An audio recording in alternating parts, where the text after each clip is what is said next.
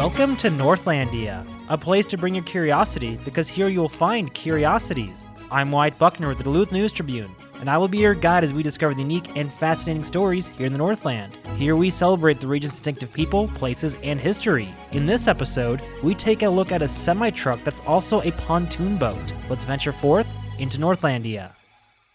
If you ever find yourself spending some time near Island Lake, it's possible you might catch an unusual sight.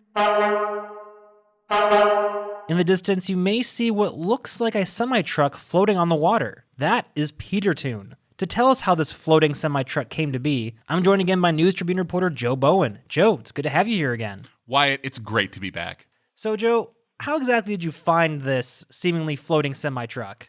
Well, apparently someone found it at, I think it was Tall Ships here a few years ago, and there's a website where people just track boats and go like, hey, I saw this boat here, et cetera, et cetera.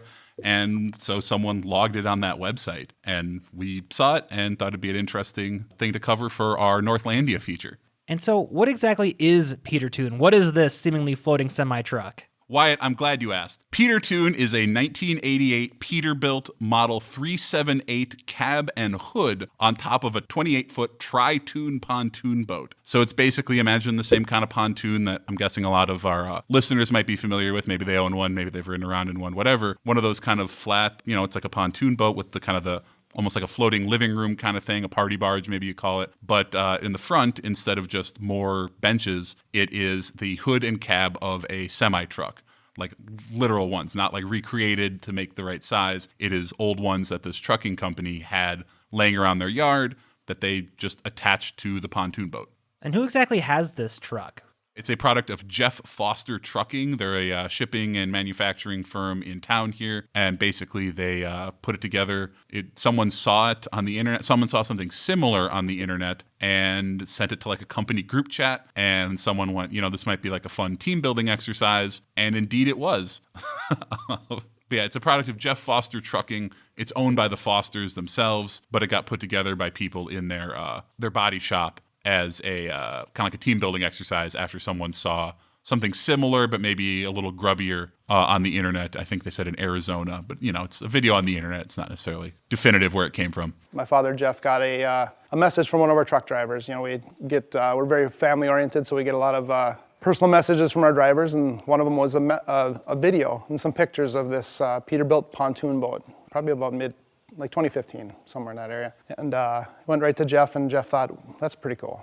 So we do our own body shop work and brought it to our managing person there and said, hey, look at this, it's pretty cool. And, toyed with the idea, but kind of walked away. And after that, the body shop crew talked about it some more and thought it was, kind of grew on you. So being we work on trucks, it was a easy finding parts is what we do, so we're like, we can probably put some stuff together and make this thing a reality. And we had an old pontoon boat sitting on a trailer from way back, and brought it in the shop and kind of looked it over and said, here's what we're gonna do. We're gonna tear this thing down to the bones, and we're gonna turn it into a Petertoon. That was Brian Foster, Jeff Foster's son, who you and I spoke with at his place of residence where Petertoon is currently kept.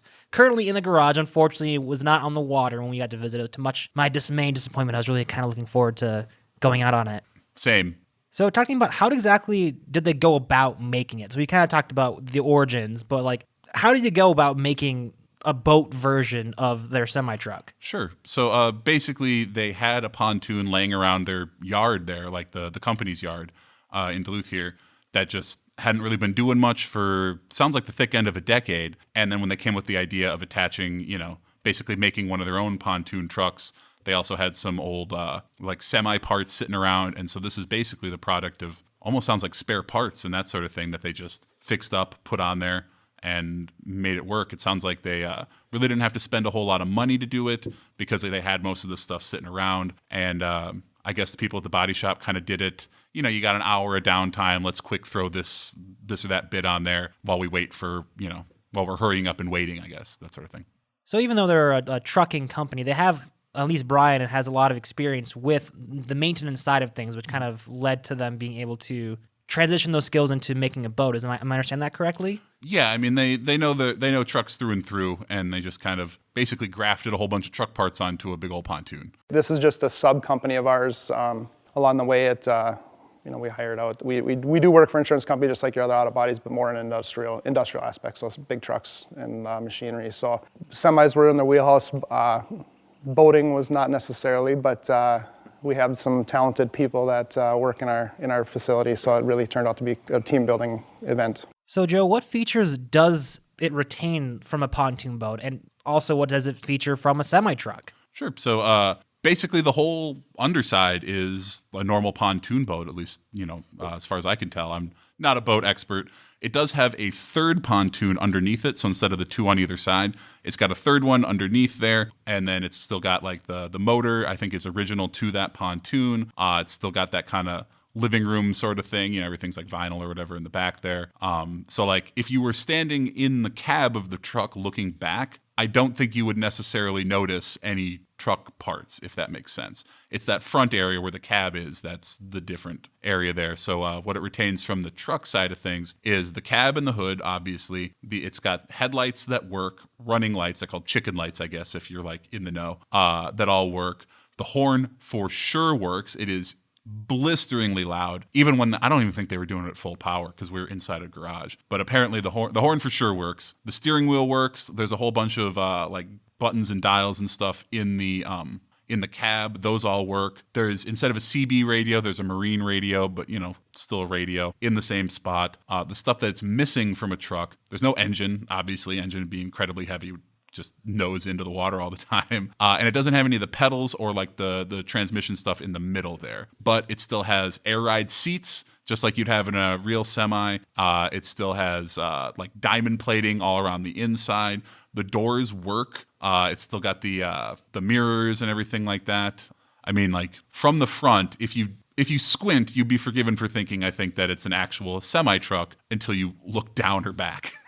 So it was pretty easy on the boat side of things because the back of it is pontoon seats to start out with, but then you get into the cab of the truck. So we made it as very much like a semi-truck in the cab as possible. So it has air ride seats, it's got working windshield wipers, washer fluid, headlights, high beams, low beams, the marker lights down the sides, the back, working doors, air compressor, air horn. So it's really set up to be just like you're driving a semi on the water. We thought it was super cool. It's very bizarre to see a vehicle out on the water.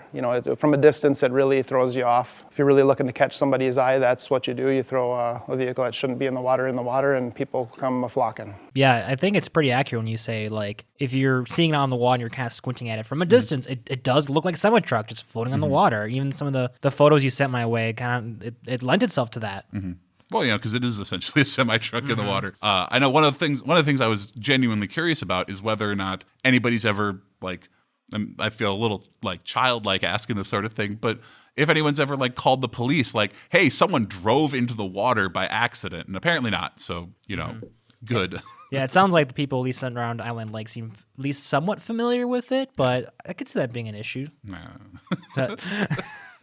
So what exactly do they use it for?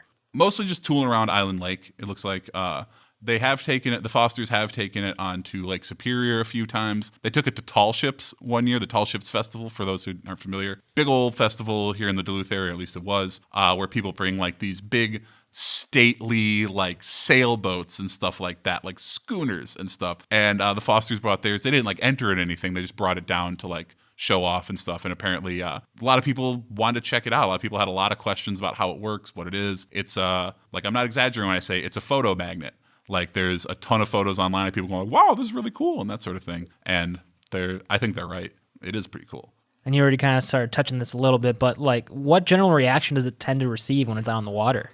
I think a lot of people are genuinely very interested in it from what I've been told. So like sometimes it's other boaters passing by, and sometimes they'll just kind of, drive up close to it and say like, this is amazing. I like it a lot. Apparently they get, I know this is an audio medium, but I think most of our listeners will recognize the arm pump motion that you can make at truck drivers to ask them politely but firmly to honk their horn. Apparently people do that to them a lot. Sometimes it looks like they get maybe not swarmed for photos, but it sounds like it's pretty consistent that people want to get a photo of it, want them to honk the horn, that sort of thing. Little kids apparently have a lot of questions and are deeply enamored on site, pretty much, from what I can gather. certainly we've had, people come cruising up alongside you and give you a thumbs up, and they're waving at you. And of course, this being a working truck with horns and everything, although some people may not love it on shore, we tend to blow the horn a little bit. You get the kids with the pull air horn. So that happens quite a bit, but it's a really fun event. And really you're approached by people, and I remember a lady waving us down. She's chasing us with her pontoon boat full of her family, and we just got to tell you how great this is, and good job. And it was pretty neat. It really, like I said, it's just something different to see out there, and it's fun kind of being out with the people and showing it off. So what do you think it is about it that the Fosters and the workers like working on it and continue to keep this unique oddity out in the water?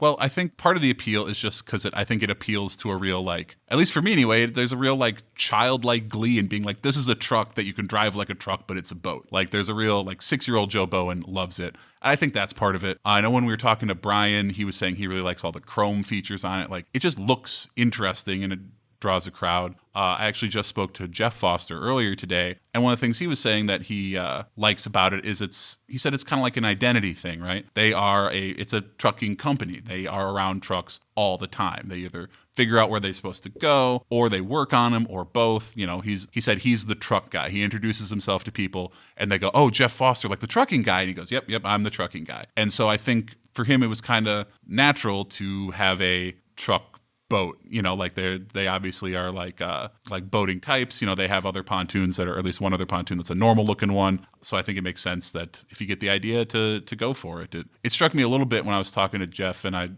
he seemed to agree there that it's kind of let's say you and I were really big Vikings fans, like the football team, right? And we get married. It wouldn't be bananas if we had some Vikings stuff at our wedding, or if it's your birthday party and you're a really big Packers fan, to have a Green Bay Packers birthday. It strikes me as something along those lines, where it's something that's really important to you that kind of manifests itself outside of your job. I have a Duluth News Tribune shirt and that sort of thing, right? And I think I have a bunch of coffee mugs from old journalism shops. I don't work there anymore, but I hold on to them because it's a way of kind of telling people kind of what I'm about in a lot of ways. And I think it's something along those lines for them as well. Mm-hmm. Still waiting for my Duluth News Tribune t-shirt. Where's my swag? Actually, I need to change that. I don't have any D&T swag. Okay. I have a Grand Forks Herald polo that I wore once. So I apologize for deceiving all our listeners. That was fake news.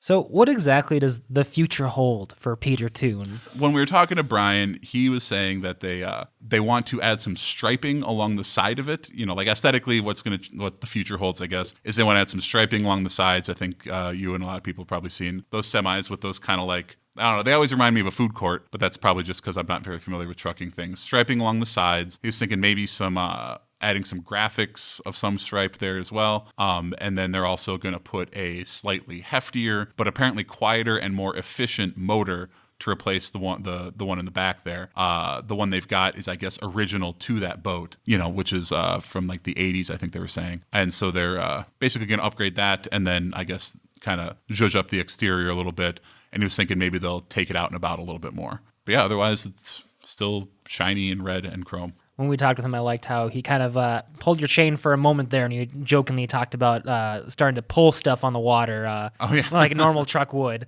Yeah. You can haul a whole bunch of logs across Island Lake. Yeah, I see no problem in that scenario. Yeah. None at all. That couldn't possibly go wrong. Well, it can carry people, so it can obviously carry timber.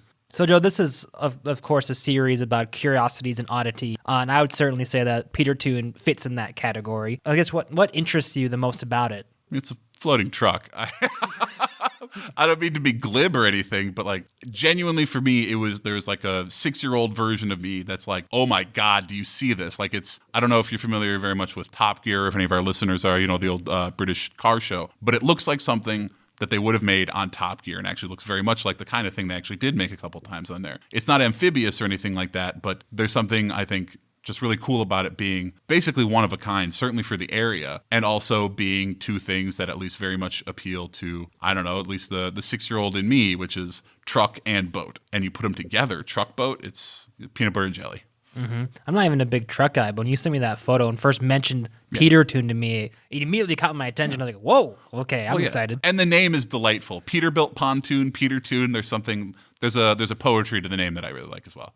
The pride we take in our people that put it together, the from the bringing the idea, somebody else's idea, obviously, but bringing that idea to our group, saying, is this something that we feel will be, it's not like it's, we want to make sure that we're bringing our people in and doing something that's not bizarre. And when we showed this to them, they were so, I guess, encouraged by the oddity, if you want to call it. Like you said, there's just, it was so out of the realm of what we see every day. They were just like really jumped on board. And I already work on trucks, and they're like, this is just the different, the cool, and this is going to be Jeff's truck, and the Petertoon was going to be a real thing. So the team building part of it was really our big part of it. And then as far as once it was done and it was, I guess, launched, we were so amazed by the people that came to see it and the workmanship that was done on it. So as we do things to it, we're trying to respect the people that worked on it and make them proud for as long as it's around of what they did to make it a reality, and really just kind of show it to people. And hopefully someday down the line, somebody tells their grandkids, I helped build that truck, the Petertoon. All right, Joe, I think we'll wrap up there. Thanks again for joining us. You're welcome. And thank you for joining us on this venture into Northlandia. To read the article for this week's column, as well as see photos and video produced by myself, visit duluthnewstribune.com/topics/Northlandia. You can find all the episodes of Northlandia on Apple, Spotify, or wherever you get your podcasts. If you or someone you know has a unique story that you believe could have a place here in Northlandia, let us know by emailing northlandia@duluthnew's.com. Join us again next week and discover the extraordinary stories that you just might miss if you're not in the right place at the right time, ready to step off the beaten path with no rush to return, here in Northlandia.